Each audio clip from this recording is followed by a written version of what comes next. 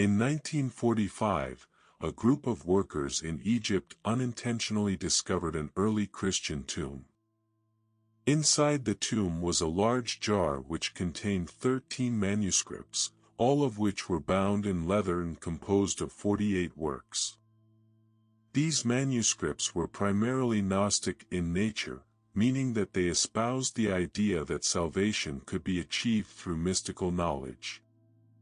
Among these works was the Gospel of Thomas, which taught that in Gnosticism, individuals are considered to be souls and material bodies, and only through acquiring true knowledge can they ascend. According to this religion, Jesus is the Redeemer who came to impart this knowledge and liberate mankind. He communicated this knowledge to selected disciples, with one of them being Thomas. In most spiritual paths or traditions, the ultimate goal is the same, achieving this ascension. If these teachings had been included in the modern Bible, the message may have been clearer and more focused on the power that each person holds within themselves. The Gospel of Thomas doesn't narrate a story.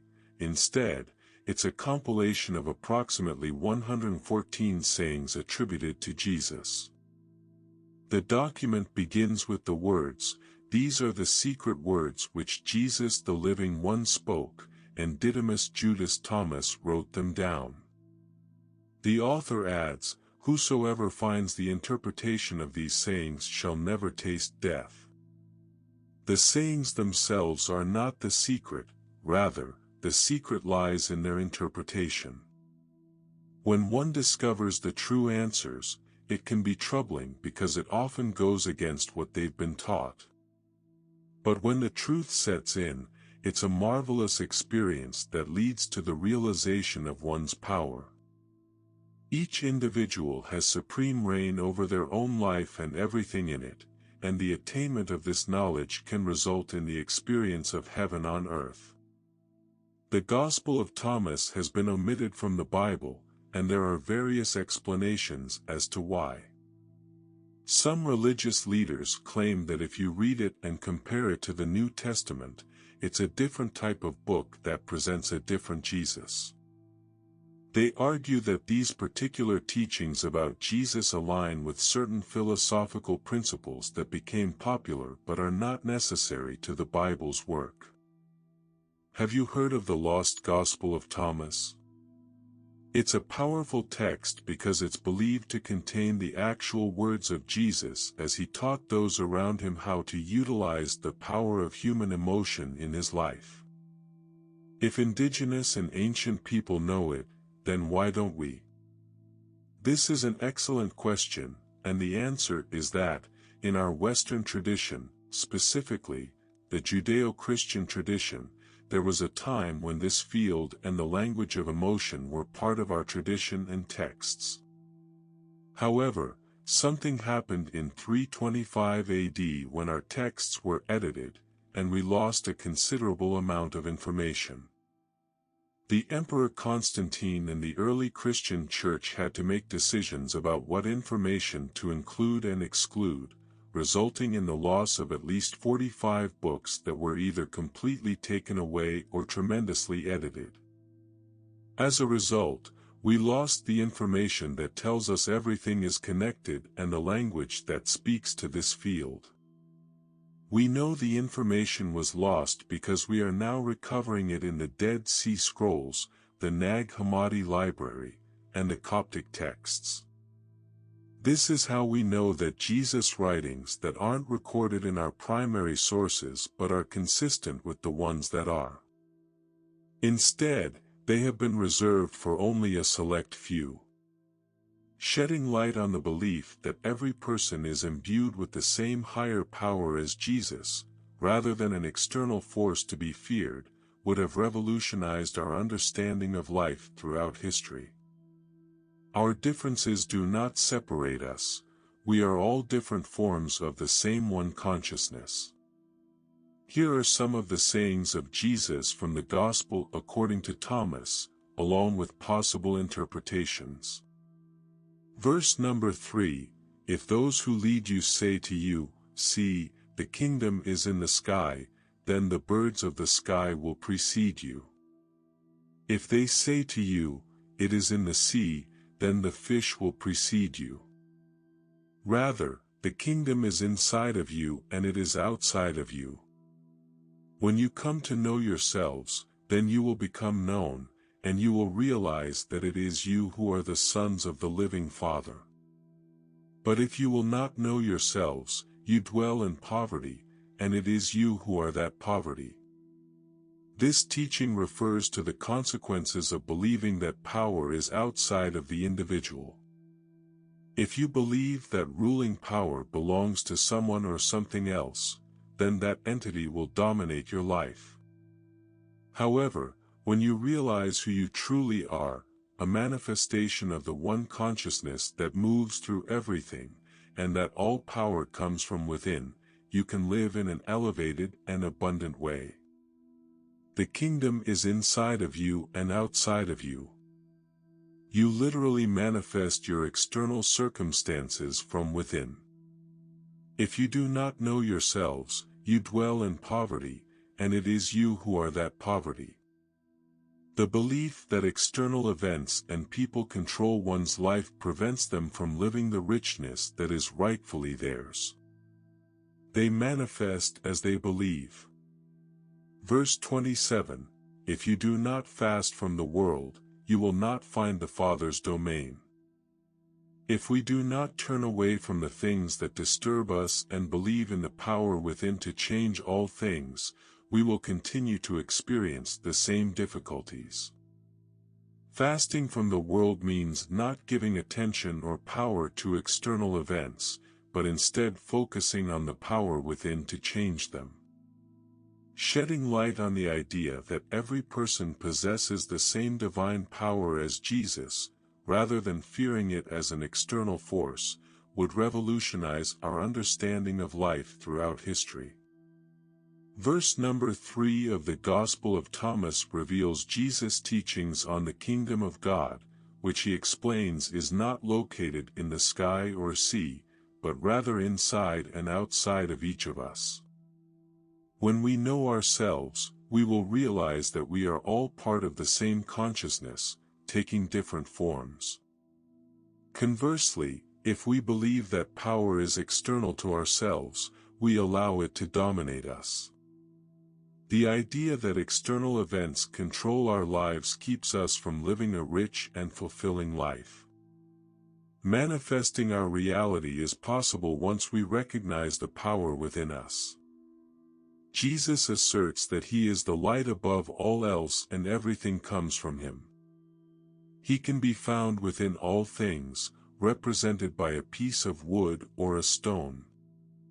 To access the divine matrix, we must first understand how it works scientifically, then speak its language, which is informed by our past, culture, and history. The Gospel of Thomas provides valuable insight into unlocking the power within ourselves and understanding the nature of the divine matrix. One particularly interesting verse from the Gospel of Thomas is verse 106, which states that when we unite our thoughts and emotions into one, we have the power to move mountains.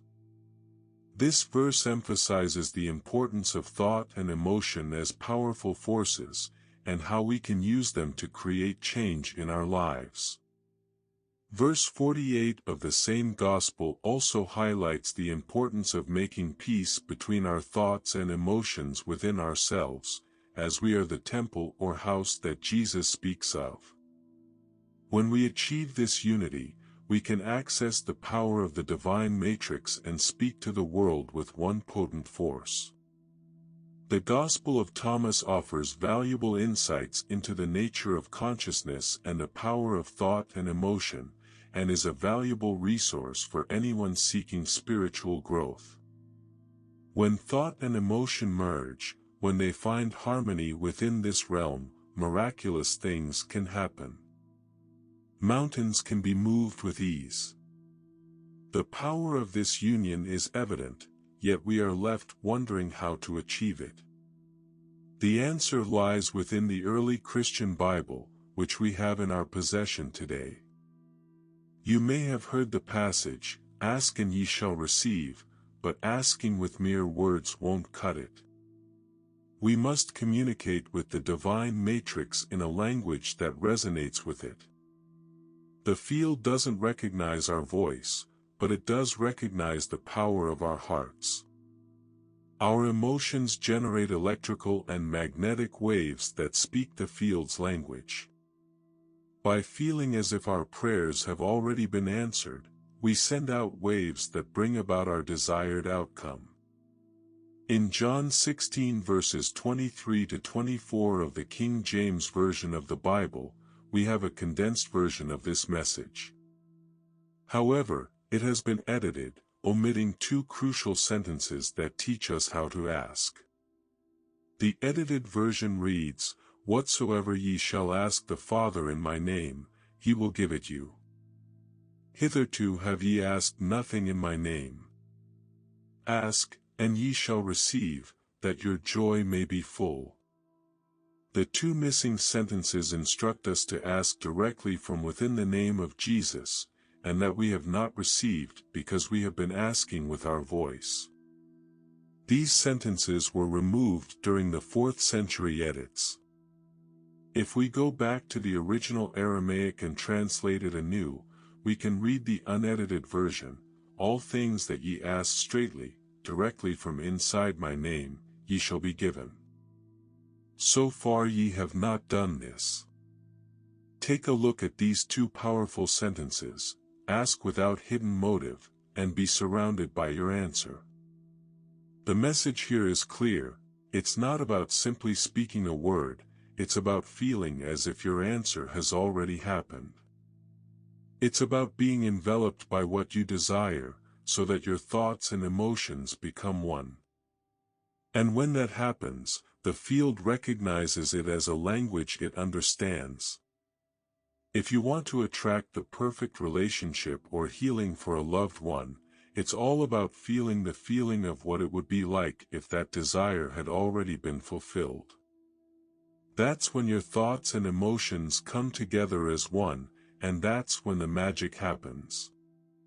Asking for no ulterior motive means asking without judgment, without ego, and from the heart. Ask without the need for right or wrong, good or bad. If all of this sounds too religious for you, consider the philosopher Naval's book, The Power of Awareness. Naval explains that in order to make your future dream a present fact, you must assume the feeling of your wish being fulfilled. In the quantum world, all things are possible, as your feeling of wish fulfilled creates the outcome you desire. We need to choose a new reality assuming the feeling as if we already have what we want. Physical reality responds to the language it understands, and the quality of the feeling is key. Combining the instructions of the Judeo-Christian traditions to be surrounded and enveloped and the Buddhist tradition's emphasis on feeling, we create a feeling in our hearts that the prayer is already answered with no judgment or ego. Have you ever seen a martial artist break a concrete block? When they focus on the block, they don't think about their hand hitting it because they know it will hurt.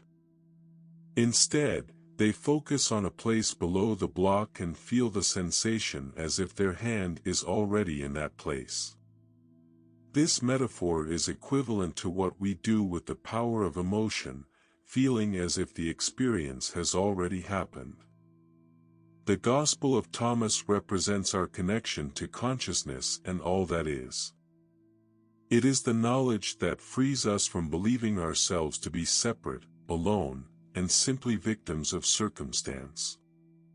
To break free from any manifested reality that doesn't serve our desires, we must replace the false image of ourselves with the true knowledge of who we are and the power we possess. The power of our emotions and the language of our hearts have a profound effect on our lives and the reality we experience. By feeling as if our desires have already been fulfilled, without judgment or ego, we can manifest a new reality for ourselves.